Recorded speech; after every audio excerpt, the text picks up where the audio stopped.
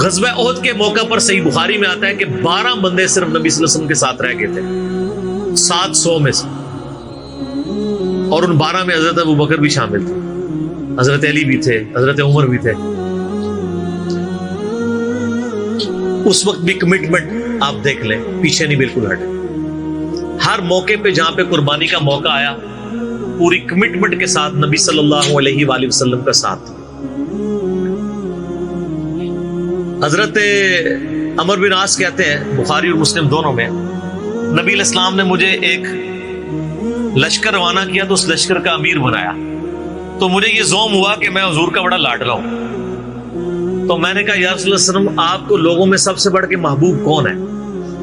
تو فرمایا عائشہ سلام اللہ علیہ۔ تو میں نے کہا نہیں یا رسول اللہ میں مردوں میں پوچھ رہا ہوں، تو کہا اس کا باپ ابو بکر۔ پوچھا اس کے بعد، کہا عمر، اور پھر کہتے ہیں میں حضور سے پوچھتا گیا، آپ نام لیتے کہ میرا نام کوئی نہیں لیا، پھر میں خاموش ہو گیا کہیں میں ان بندوں میں شامل ہی نہ ہوں۔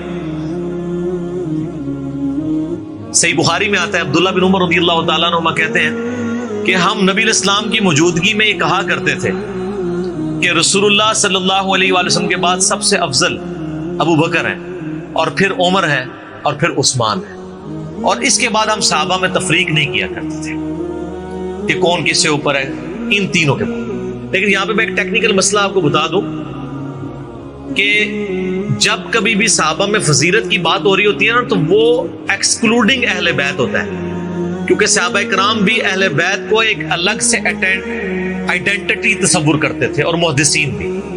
ورنہ تو ظاہر ہے کہ صحیح بخاری میں ہے، مسلم میں بھی، کہ فاطمہ میرے جگر کا ٹکڑا ہے، جس نے فاطمہ کو تکلیف دی اس نے مجھے تکلیف دی۔ سیدنا ابو بکر بھی کبھی یہ جرت نہیں کریں گے کہ کہیں کہ میں رسول اللہ کو فاطمہ سے بڑھ کے محبوب ہوں، کبھی بھی نہیں یہ جرت کریں گے۔ اس کے الٹ آپ کو حدیثیں بخاری مسلم میں مل جائیں گی، وہ ٹاپک الگ ہے۔ میں آپ کو ایک شرعی مسئلہ سمجھا رہا ہوں۔ محدثین کے ہاں، صحابہ کے ہاں جب کبھی بھی صحابہ کی فضیلت کی بات ہو رہی ہوتی ہے تو وہ ادر دین اہل بیت ہوتا ہے، یعنی اگر یہ فضیلت کی بات ہو رہی ہے تو اس میں حضرت فاطمہ، حسن و حسین، حضرت علی شامل نہیں ہے، ان کا مقام وہ ہاں وہ الگ سے ہے، وہ کیٹیگری الگ ہے، وہ اہل بیت کی کیٹیگری میں فال کرتی ہے۔ اور یہ اہل بیت کی کیٹیگری اتنی اسٹرانگ ہے، آپ حدیث کی کتابوں میں دیکھیں گے کہ صحابہ کرام کے فضائل پہ چیپٹر الگ ہے، اہل بیت پہ الگ ہے، اور امہات المومنین پہ الگ ہے۔ ایون امہات المومنین کو بھی اہل بیت سے الگ سے ذکر کیا جاتا ہے۔ اہل بیت کی ٹرم جو محدثین کے ہاں مانی جاتی ہے، اگرچہ امہات المومنین بھی اہل بیت ہے، لیکن وہ اسپیسیفکلی سیدنا علی، حسن حسین اور سیدہ فاطمہ کی۔ تو یہ میں آپ کو کیٹیگری بتا رہا ہوں۔ تو بہرحال یہ خود مولا علی علیہ السلام کے بارے میں صحیح بخاری میں آتا ہے، محمد ابن حنفیہ نامی ایک عورت سے حضرت علی کا بیٹا تھا، اس کا نام تھا محمد۔ حضرت فاطمہ کی زندگی میں تو حضرت علی نے دوسری شادی نہیں کی، وہ صحیح بخاری مسلم میں آتا ہے، نبی علیہ السلام نے ان کو منع کیا تھا، یہ ان کی خصوصیت تھی۔ بعد میں انہوں نے کچھ شادیاں کی، اس سے بھی اولاد ہوئی، جس میں حضرت سیدہ حنفیہ نامی ایک عورت تھی، ان سے ایک بیٹا تھا محمد ابن حنفیہ۔ صحیح بخاری میں آتا ہے حضرت ابو بکر کے فضائل کے چیپٹر میں کہ محمد ابن حنفیہ کہتا ہے کہ میں نے اپنے والد علی ابن ابی طالب سے پوچھا، ابا جان بتائیں رسول اللہ کے بعد اس امت میں سب سے افضل کون ہے؟ تو انہوں نے کہا ابو بکر۔ تو میں نے پوچھا اس کے بعد؟ فرمایا عمر۔ اور ان کا میں تیسری دفعہ میں نے سوچا کہ میں اگر پوچھا تو یہ عثمان کا نام لیں گے، تو میں نے کہا اس کے بعد تو آپ کا ہی نمبر ہوگا، لیکن وہ تو علی تھے نا۔ تو انہوں نے کہا کہ میں تو عام مسلمانوں میں سے ایک مسلمان۔ وَمَنْ أَحْسَنُ قَوْلًا مِّمَّنْ دَعَا إِلَى اللَّهِ وَعَمِلَ صَالِحًا وَقَالَ إِنَّنِي مِنَ الْمُسْلِمِينَ۔ اس سے بڑھ کر کس کی بات ہو سکتی ہے جو لوگوں کو اللہ کی طرف بلائے، خود بھی نیک اعمال کرے، اور پھر بھی کہ میں عام مسلمانوں سے ایک مسلمان ہوں، میں بھی مسلمان ہی ہوں، بہت بڑا پیر فقیر یا کوئی اپنے آپ کو ایکسٹراڈنری نہ ماننا شروع کر۔ اس حدیث میں بھی سیدنا ابو بکر صدیق رضی اللہ تعالیٰ عنہ کی فضیلت کو خود مولا علی نے بیان کیا۔ پھر بخاری مسلم میں وہ جو حدیث ہے سقیفہ بنی ساعدہ والی، جو اختلاف ہوا تھا، اس میں آپ کو پتا ہے سیدنا علی نے بیعت نہیں کی تھی حضرت ابو بکر کی 6 مہینے تک، بخاری مسلم دونوں میں آتا ہے۔ پھر سیدہ فاطمہ بیمار ہو گئی، ان کی تیمارداری کرتے رہے، پھر سیدہ فاطمہ فوت ہو گئی، بخاری مسلم کے الفاظ ہیں۔ حضرت علی نے حضرت فاطمہ کی وفات کے بعد دیکھا کہ لوگوں کا رجحان ان سے کم ہونا شروع ہو گیا۔ جب تک حضرت فاطمہ زندہ تھی تو ظاہر ہے نبی اسلام کا ایک وہ معاملہ تھا، تو پھر انہوں نے حضرت ابوبکر کو پیغام بھیجا کہ آپ میرے گھر آئیں اور اپنے ساتھ کسی کو نہیں لے کے آنا. اس حدیث کو روایت سیدہ عائشہ کر رہی ہے اور حدیث بخاری میں بھی ہے، مسلم میں بھی. اور اما عائشہ کہتی ہیں کہ سیدنا علی کی خواہش تھی کہ حضرت عمر نہ جائیں کیونکہ ان کے مزاج میں ذرا تیزی تھی. تو حضرت ابوبکر حضرت علی کے گھر جانے لگے تو حضرت عمر نے روک لیا. ان کا آپ کو میں اکیلے نہیں جانے دوں گا. ہائے ہائے، ابو بکر تو پھر ابو بکر ہے نا. انہوں نے کہا اللہ کی قسم نبی کے گھر والوں سے ہمیں کوئی شر کی امید نہیں ہے. ان کو تھا کہیں بلا کے ایجنسیوں کے ہاتھوں گرفتاری نہ کروا دے. آج کے دور میں بات کر تو حضرت بکر اکیلے گئے. سیدنا علی نے حضرت بکر سے کہا کہ اللہ نے جو آپ کو ہم پہ فضیلت دی ہے اس امر خلافت میں، ہمیں آپ سے کوئی حسد نہیں، لیکن نبی علیہ السلام کی قربت کے ناطے اور آپ کے اہل بیت ہونے کے ناطے ہم یہ سمجھتے ہیں کہ ہمیں اس مشورے میں شامل کرنا چاہیے تھا. تو سیدنا ابوبکر نے رونا شروع کر دیا. رونے کا مطلب یہ تھا کہ انہوں نے اس چیز کو ایکسپٹ کیا کہ یہ ٹیکنیکلی مسئلہ مس ہینڈل ہوا ہے. لیکن وہ کیوں ہوا وہ میں نے پورا 3 گھنٹے کا لیکچر ریکارڈ کروایا. مسئلہ 55B، وصی رسول کون ہے اور حدیث قرطاس کا تحقیقی جائزہ. جب رونا شروع کیا تو سیدنا علی نے کہا کہ بس اب میں آپ کی اعلانیہ بیعت کروں گا. یہ ہے للہیت. ورنہ وہ کہتے کہ ابوبکر میں بیعت کرتا ہوں، باہر جا کے بتا دینا. یہ کام ہوتا تو اکڑ والا ہوتا، لیکن وہ تو علی تھے. اکڑ تو دور دور تک نہیں تھی، زہد تھا، عاجزی تھی، اللہ کا تعارف تھا. کہا میں اعلانیہ بیعت کروں گا آپ کی. آج کے ہوتے تو کہتے جی باہر جا کے آپ بتا دیں، میں ایک ٹویٹ کر دوں گا پیچھے سے کہ بس ہو گئی ہے ہمارا آپس میں. ظہر کے وقت بخاری مسلم کے الفاظ ہیں، سیدنا ابوبکر نماز کے بعد ممبر پہ چڑھے اور حضرت علی کے فضائل بیان کیے اور پھر بیان کیا کہ ان کے بیعت نہ کرنے کی وجہ کیا تھی. اور پھر ممبر سے نیچے اتر آئے. پھر حضرت علی ممبر پہ چڑھے اور حضرت ابوبکر کے فضائل بیان کیے اور اپنے بیعت نہ کرنے کی وجوہات بتائیں اور پھر اعلانیہ بیعت کی.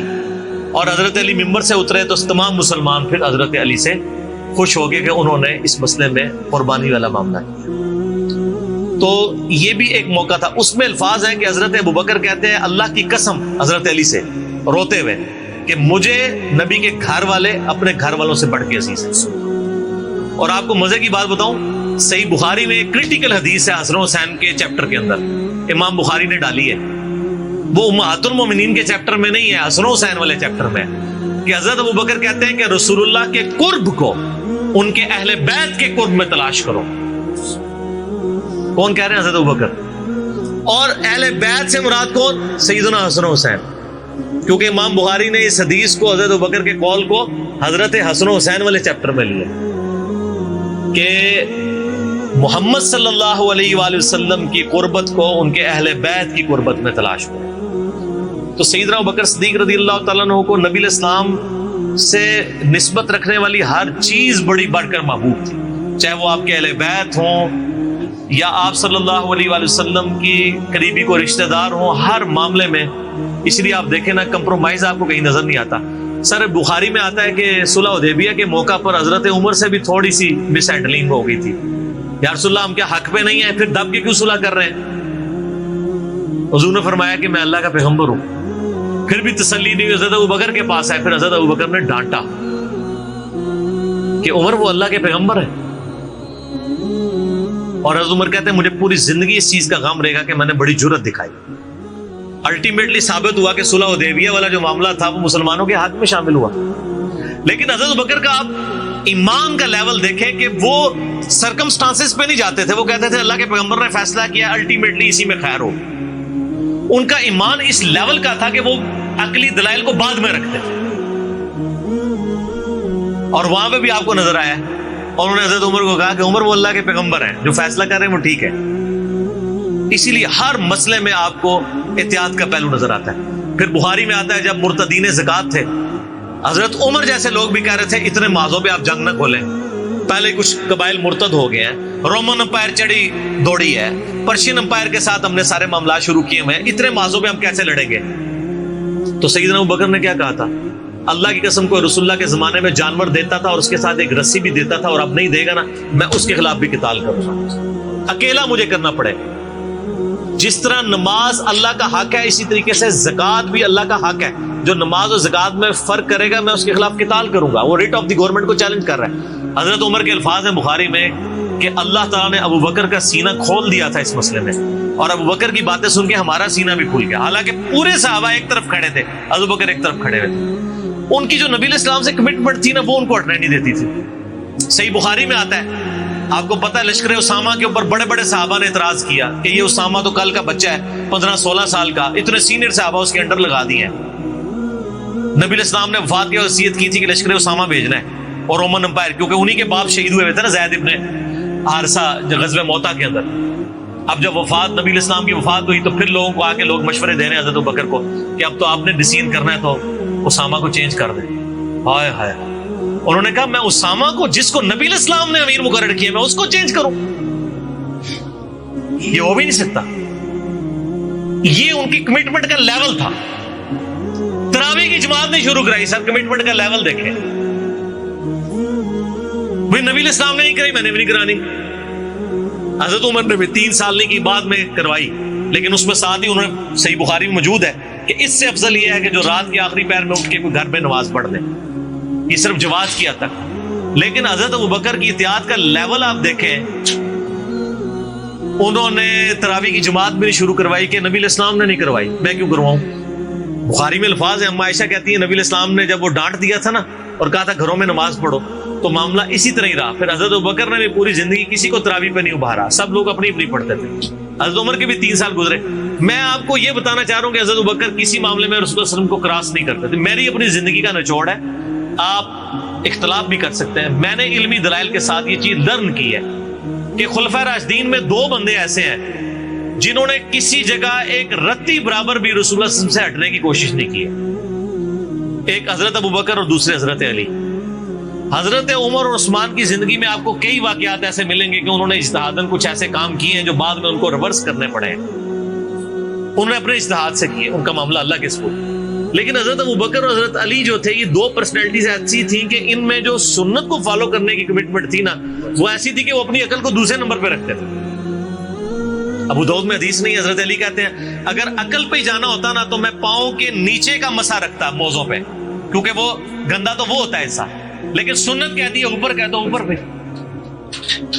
حج تمتع۔ ایون صحیح بخاری میں آتا ہے جب قرآن جمع کرنے کی باری آئی تو کس نے مخالفت کی؟ حضرت ابوبکر نے۔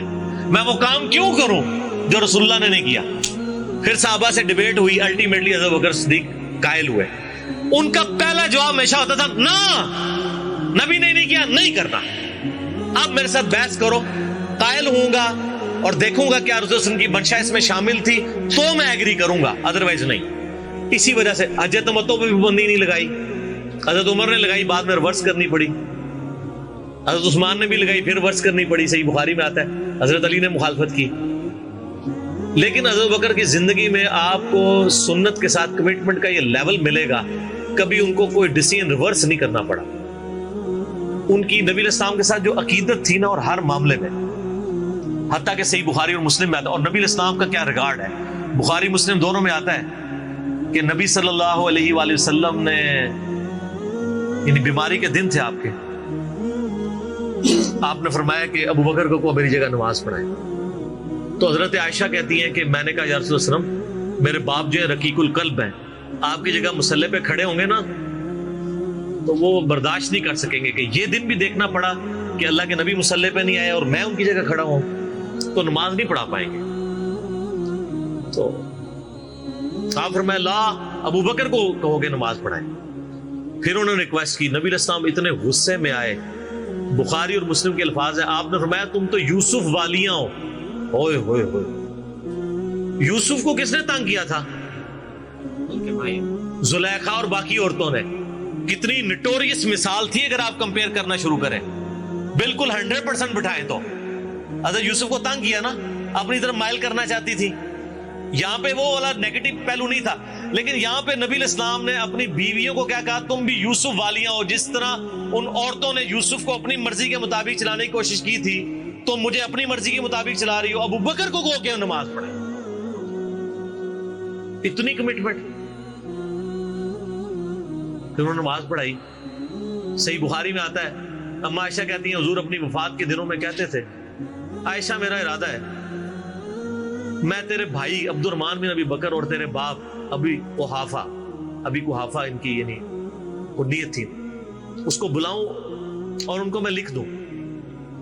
مجھے خطرہ ہے کہ میرے بعد کوئی ڈیمانڈ کرے گا، لیکن اللہ اور میری امت ابو بکر کے علاوہ کسی کے لیے راضی نہیں ہوگی. یہ تو بعد میں پتہ چلا نبی الاسلام اشارتاً کیا بات کر رہے تھے، امر خلافت.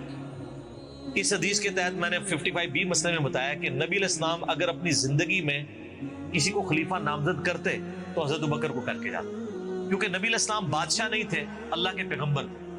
آپ اپنے خاندان میں کبھی بھی یہ معاملہ نہیں کر سکتے تھے، اور یہ بات صحابہ کرام کو پتہ تھی. لیکن جب اللہ نے آپ کو گارنٹی دی کہ اللہ اور میری امت ابو بکر کے علاوہ کسی پر راضی نہیں ہوگی، تو پھر نبی الاسلام نے اس مسئلے کو ان اٹینڈڈ چھوڑ دیا.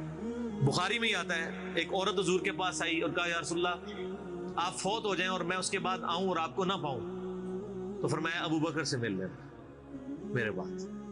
تو اشارے تو کافی آپ نے چھوڑے ہوئے تھے اس حوالے سے. صحیح بخاری مسلم میں حدیث ہے، نبی علیہ السلام ایک باغ میں بیٹھے تھے، ابو موسیٰ اشعری کہتے ہیں دروازے پہ دستک ہوئی، آپ نے فرمایا جو کوئی بھی ہے اسے جنت کی بشارت دے دو. کہ دروازہ کھولا سیدنا ابو بکر. میں نے کہا رسول اللہ صلی اللہ علیہ وسلم نے جنت کی بشارت دی. تو انہوں نے کہا کہ تکبیر بلند کی اور اللہ کا شکر ادا کیا، اللہ اکبر کبیرہ والحمدللہ کثیرہ.